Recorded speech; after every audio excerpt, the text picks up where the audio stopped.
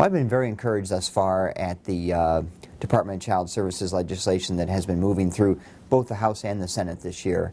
I know both chambers have passed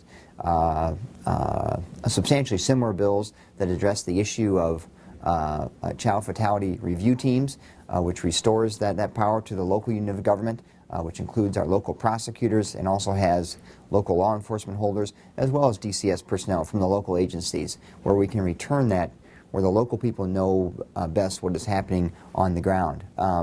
We've also seen substantial movement in terms of a Department of Child Services oversight committee, which would include legislators and key stakeholders who work on a daily basis with the Department of Child Services, so we can really monitor and benchmark how the Department of Child Services is doing. There's always been a lot of concern that there was that no one really knew what the Department of Child Services was exactly doing. Well, this oversight committee will allow for that sort of big overview picture as to what's going on. And then lastly, the budget bills do contain some much needed additional funding for the Department of Child Services, specifically, quite frankly, for raises for DCS employees. They are highly qualified people, they're hardworking, but we need to retain them. And one of the biggest things we've seen is that it can be a high burnout job.